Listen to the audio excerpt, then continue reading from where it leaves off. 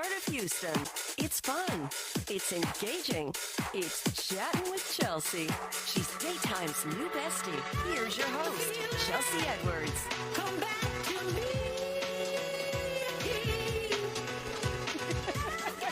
Hey, besties. Welcome to another episode of Chattin' with Chelsea. I'm your daytime bestie, Chelsea Edwards. It is Relationship Wednesday, and we are rolling out our Power Couple series. Okay, we got quite the treat for you today, all the way from Atlanta. Okay, I just met them, and I love them already. This celebrity realtor couple has been married more than 25 years. They work together, and they managed to stay together. So they are here with the relationship advice, but they're also here to teach us how to start our own legacies in real estate, even if we're not starting with the whole lot, all right? They can chat, so we're just gonna get straight into it. Their realtor clients include rappers T.I., Young Jock, Safari, business mogul Pinky Cole, and my girl Portia from the Portia Show over in Atlanta. They are also the authors of We Nailed It, the blueprint for real estate and relationships, and the art of flipping bricks. Welcome, Doug and Dr. Atiya Parson to Chattin' with Chelsea. Thank you. Thank you so much. We made it. Yeah, you made it. All the way from the ATL. Right. Yes. Okay, all right, Doug, let's start with your book, The Art of Flipping Bricks. Okay. Okay, we got to get straight into it because you used to be a hustler before you two even met. Right, I did. Okay, the hustle life. The hustle life was crazy. We're originally from the Midwest, so my first love was football. My second love was shiny things, cars and jewelry and things like that, which that's how I got into actually hustling. So when I was hustling, I wasn't a small-time hustler. I was a huge hustler, and my connections were on the West Coast, so I had connections in Las Vegas. So that kind of set me up.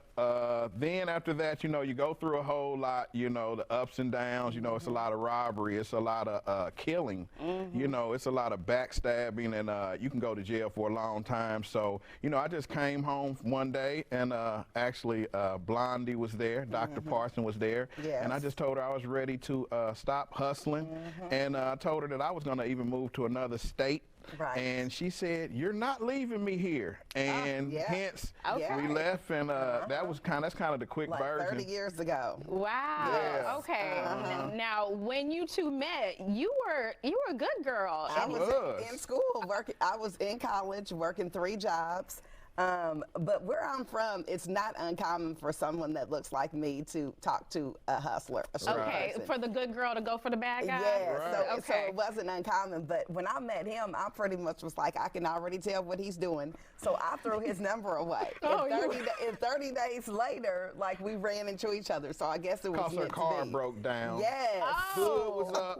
I pulled up. I was like, I got you now. So there she is. Was that divine intervention? It was. Car stopped, and then here he is. I'm like, are you kidding me? Yeah, but during that 30 days, he told me he had been seeing me around the city. And by the time he got to me, though, I was gone. So I was like, you was borderline stalking me. I was pursuing her. Not stalking, pursuing is what we're calling it. Okay. Right. And it worked. worked. Wow.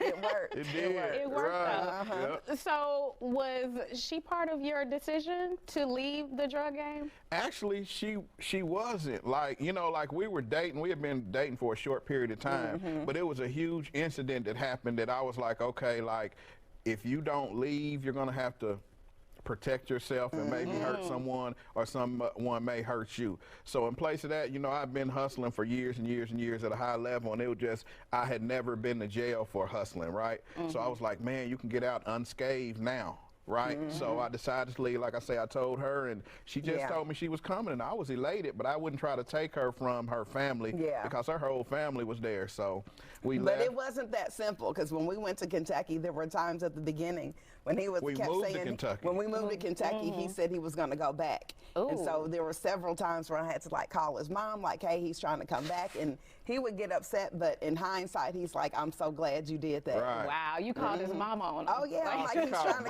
he's trying to come back, and she's like, you don't need to come back, So I was like, any means necessary, anything I could do to try to keep him here, to not go back. to that lifestyle. Right. Yeah, yeah. And we're not taking the lifestyle lightly. We are just able to celebrate now because you have turned your life around. You're doing, you're successful in a whole other arena. Right. It's crazy. Right. And I always try to reach back too, you know, because I come from hustling. So every time I go home or I see guys in Atlanta or Indianapolis hustling, I'll stop them, pull them to the side. You know what I'm saying? Hey, you ever thought about doing something else? Like, you're great at business. It's just the wrong business. Right. So let me show you where I come from and what I've accomplished. And then they like, oh, I may be able to do that. Yeah, so. I love that. Right. Do you think about where you two would be if you would have stayed in that? All the time. She would still be doing well. Right, she would be who she is, PhD. I was like, we wouldn't be together. I probably would be in jail though, or just now getting out of jail because we've been gone for like 20-something years. Yeah. I would probably be just getting out of jail, or Lord forbid if I was in the graveyard, to be honest. So yeah, it's a blessing to be here. Yeah, well, on the Chelsea Show. Yes, I was going to say the same You know thing. what I It's a mean? blessing to Yes, have you. ma'am. Okay, we got to get into how y'all make it work, working together and all that. Get all the tips from you too. Yeah. All right, after this commercial break. We'll be right back. All right. Doug and Dr. Atiya Parson have built a multi-million-dollar empire together while maintaining a wonderful marriage. Can I call it that? Yes, I feel like, wonderful. you know, interacting with you two, it does feel wonderful. It is. I mean, I can imagine it hasn't always been. Oh, not No, always. we've grown and Yeah, we've grown. So through our ups and downs, we decided to write a book. So our book, and we brought you a VIP. Okay. So this is our book. So it's Bricks and Blondie. We nailed it. So this is the official, I'm going to claim it, blueprint for real estate and relationships. Absolutely. Right? So Nice. not only is it a great book for people that are in a relationship and doing real estate together, for anyone that's in a working relationship with someone, because there's things that you need. So you need a great foundation, right? So if you start off with your home that's on a rocky foundation, then from there on, you're not going to be able to build anything. And so that's the same thing like in a relationship. Right. So we go back and forth in the book, and we talk about things that are needed for a strong relationship, and those same things that you need for a house, whether you're building it from the ground or remodeling. So, and then it has two voices. So it has like my voice and my opinion, and then it comes in where it's Doug's voice and his opinion. So people that have read it are like, girl, I can almost hear your voice when I'm reading this book.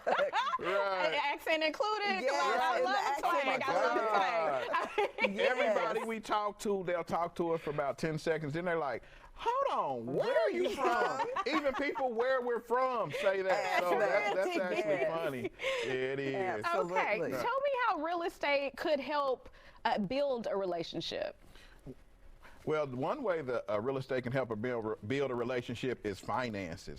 So when you start dealing with finances and you start dealing with relationships, sometimes the problem in a relationship be the finances, right? You can't go where you want to go. I can't do what I want to do for my wife, or vice versa. So we just felt it was a void when we wrote the book, because we would see one person doing real well and then the other person kind of just standing on the sideline. But at any rate, we wrote the book because we felt like couples would do better together with their finances better. So instead of going to Florida for vacation, they can go to Italy, you know, or instead of me on Valentine's, they both Valentine's, getting those coins. right? And instead on Valentine's Day, instead of me, getting you a dozen roses, I can get you 3 dozen roses, or take you to a rose plant, buy the plant, or whatever, you know. So so that's what it is. You know what I'm saying? Yeah. I love it. When you're starting off, is there a point in a relationship where it's like, let's talk about credit scores? Like, is it too soon to do that at a certain point, or can we get straight into it? You know what?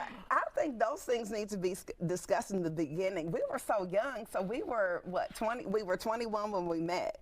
So we were so young, and it just feels like it was a different time then. But I think those are things that definitely need to be discussed when people are first getting together, especially if you're talking about two business people. You know? Right. Because you don't want to get with somebody that just cares nothing about doing better for themselves. Exactly. You know, you might not be where you want to now, but if you're working towards that, then you know you got something to look forward to, and you know. like that. Yeah. Is it where one of you is the spender and one of you is a saver when it comes to the opposites as well? I think he's We more both spenders. Don't even start. We're both spenders. But I think I'm more accountable when it comes to it, because I'm like, hold on, let me tell you what we looking like. Let me tell you what we've been spending, what we got going on. So like, hold on a second, we're him. He's just spending. I hate it. Just yesterday, we was down here doing a little shopping, and she was like, Doug, have you looked at your account? And I was like, oh my God, I'm not even hungry no more. Because I've been spending too much, so. It's like, let me run you these receipts. Right, exactly. But her, on the other hand, she'll be like, okay, I'm not buying anything. And then she'll be online buying, clicking that clicker. I'll be like, so you really not spending? I'll be like, honey, I have a credit. Yeah, exactly. Yeah, She's going to make sure the numbers add up at the end of the day. Yeah, absolutely. What's the best part about working together? For me, I would say it's the time, because I mean, time really, when you think about it, once those 24 hours are gone, you can never get it back. So it's so important to me to spend as much time with him as I can. So because we work together, that gives us a lot of time to spend together, and I truly enjoy it. I know some people are like, y'all together all the time, but I really enjoy being with him. 99% of the time you do. That 1%. It's always 1%. It's always 1%. I'll be like, babe, yeah, but she makes it great, because like we'll go to our favorite restaurant. She's like, hey babe, you want to go eat? Yeah, let's go eat. Let's have it. And then she'll pull out her little notebook and she'll start talking about business. And really, it's a business meeting actually with the dinner. So, but it worked out great, because after I saw her do it a few times, I was like, okay, like let's do that. That's perfect. This is working. Right. Yeah. Good idea, babe. Yeah, I love y'all on the same page. Right. Definitely in the same book together. Right. Thank you. After all these years, what's a point where you really had to overcome a challenge to keep it together? I would say definitely, and even in the book, it talks about some of our challenges when maybe I wasn't doing the right thing, nothing crazy, and she finds out about anytime I do something I'm not supposed to do. Yeah, I'm a little detective. No, you're a big detective, right?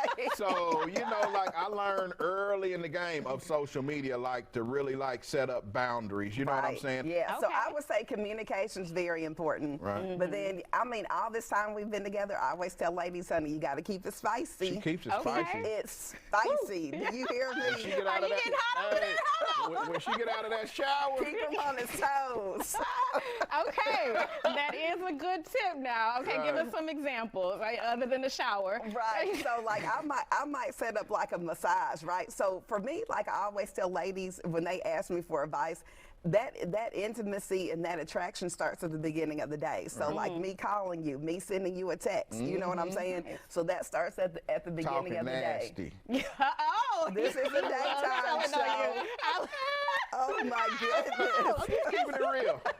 Sorry. Right, so it starts at the beginning of the day, and then like on those special occasions, like we have a mobile masseuse, so she might pull up in the driveway, so it kind of starts with that. Let me get him all loose and relaxed. Yeah. Okay. Yes. Right. Okay, so you surprise him with things. You surprise her as well? I surprise her all the time Nice. with different things. Like, she likes jewelry, so I like to buy her jewelry. No, he likes to buy me jewelry. He did say he likes the things, the bling and the shine. And it's like, I spend more on her than I do myself. It's things that I bought her that I have not bought myself yet. Yeah. But one day. But that's how it's supposed to go. Yeah. I like to spoil her. Not complaining. Right, exactly. Right.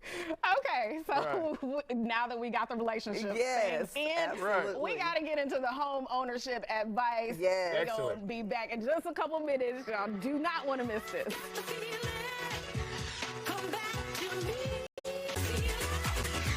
They're the authors of We Nailed It, the blueprint for real estate and relationships. Welcome back. Okay, the Parsons, the powerful Parsons, I'll say. Thank you. Okay, so you do real estate for celebrities. Right. What's been like the craziest ask? Do they look for different things that normal folks don't look for? Well, I will say this, dealing with celebrities, sometimes they want things their way, and it's like they think that nobody else, like if we're bidding on properties, nobody else is bidding on a property. They should take this price. They're a little bit more vocal about that than our typical clients. Right, but How do you finesse that though? I've been working with them, so we've been working with them so long. It's just like I tell them how it really is up front. So where an agent that really doesn't deal with celebrities, they might be a little more reserved. Like, no, I'm telling them, no, this is what I do. I'm the professional, and this is how it goes. Right. You know, and they kind of see that, and they just kind of roll with it. Okay. Yeah. Right. So you put your foot down. Yeah, Right. and I think because of their schedule, sometimes, like especially towards the end of the home buying process, there's a lot of documents that have to get, returned in, and we need you real quick. So because of their schedule, sometimes it's like, oh my gosh, like I know you're busy, but I really need you to jump on this because we're like right at the end. Okay, so you all also talk about the importance of building legacy. Yes, more than anything. Yes. And we actually got a website that we have. It's bricksandblondie.org, where we literally have mentees go there, find out about our programs. And the great thing that we do is we take them, like we're real hands-on with the people we teach the game. So they're able to come in from the time we're looking for the property, flipping the property, and everything like that. And because what we want to show people how to flip, right? Because in that flipping and in home ownership, that's how you can build legacy, right? But we don't want to take all the money. So people are like, you're teaching us and you're encouraging us to get our license too. Yes, because once you get licensed, once we show you this game and you get licensed, like you can get multiple areas of the money. So it starts with home ownership, building that legacy though, because once you have that house, unless you don't pay your mortgage, is something that they can never take from you. And building legacy more than anything is for your children and your loved ones for when you're gone. I always wanted to leave my family comfortable. Like they're already going to be going through too much pain, so the legacy thing for me was leaving everybody straight. You know what I'm saying? And I must say, we're closing the deal maybe at the end of the month, and we'll have well over $1 million worth of investment properties, so that was a big thing for us. But we always teach people to leave your family a legacy. Don't try to wait for the best time to buy. Just start now. You know what I'm saying? Just start. That's a great point. But a lot of us just feel like, okay, we're not celebrities. We may not have the cash flow, but you're saying like you got to get into that first home. Where do we start? I'm gonna tell you where to start. And there's first-time home buyer programs right now where you could literally have to not put hardly anything down. And with me, this is what I preach. I preach, don't go do your tax returns, and when you get those tens of thousands of dollars back, don't go buy a car. Don't go shopping. Don't go buy jewelry. You take that money and use it as a down payment. Now, that happens one time a year. So for 1 year, just don't go splurge. Just when you get that return check, that'll be your down payment. The way this market is moving, a lot of the people selling homes will pay for the buyer's closing costs. So really, it's like you might just get into a house just paying a $500 fee for appraisal, about a $300 or $400 fee for an inspection period, inspection, and I mean that might be about it if you're working with somebody like us. So you need a master negotiator when dealing with your realtor. So they really need to be able to negotiate and work for you on your behalf to get you all of the things that are out there that you can possibly get for the deal. She's a tough cookie. She gets all her people everything. That's right. I see it. That's right. I promise when I first started teaching her to do this thing, because I begged her for years and years and years to come over with me, but she was like, "You so harsh with me," and things like that. I was like, well, if something, Lord forbid, ever happened to me, I want you to be able to stand up on your own two feet, and she's a tough cookie now. I see it. I love that y'all are passing on the game. What are we looking for in that first home? Because a lot of people look for everything, like it's their forever home, they want all the things, but you're saying this is just the first one, and you learn to flip. It's the first one. So I always tell people, don't feel like you're married to that home. Just get at least some of the basics that you need, and those basics usually are going to be like the amount of bedrooms and bathrooms that you need, right? So once you get those basics, then you can kind of see, okay, is it the fenced backyard? Is it the garage? A lot of times, yes, the garage is a non-negotiable, so I get it. And then just know that you're not married to this home, because what's one of the biggest things for you? For me, it's school system. It's the school system. That means a lot. So like for people that have children, that's one of the things that I ask them, the school system. So that's real big. And then like the kitchen space, you know, is it functional to where you're in the kitchen, and then if you have family, you know, you entertain where you're kind of going to be able to see them and entertain at the same time. But just know you're not married to it. You know, some people you might run up on a hard time and you're like, you know what, I just have to sell this house, sell it.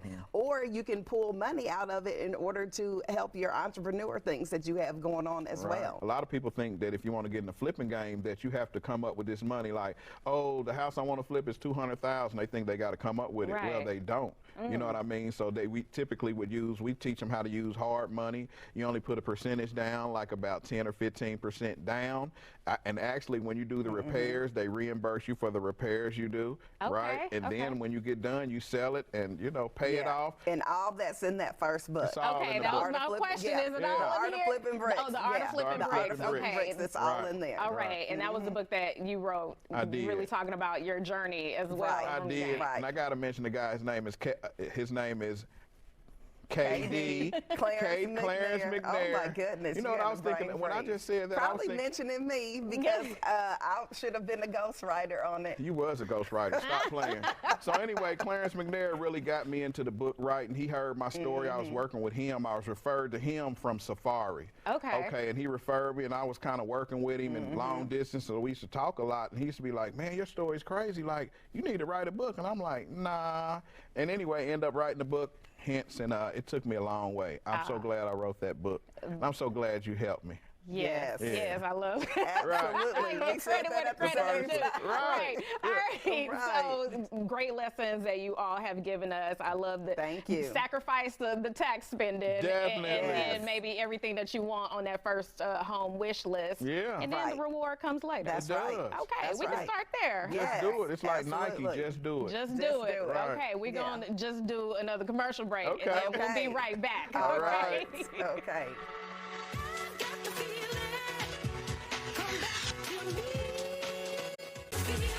I want to thank Doug and Atiya Parson for coming on and dropping so many gems Thank today. you for the opportunity. Okay, so where can people find the books? Well, you can find our book. I must say this first. I'm so glad to be in these places because it's huge for me. So we're in Walmart.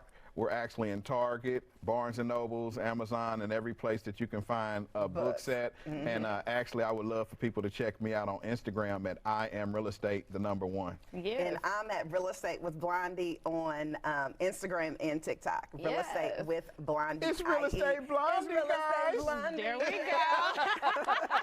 Thank y'all so much for coming. Thank you for watching. Thank you. Absolutely. Wardrobe provided by Trezor Cachet Boutique. Follow us at Chelsea Show Fox, and we'll see you on the next Chat with Chelsea.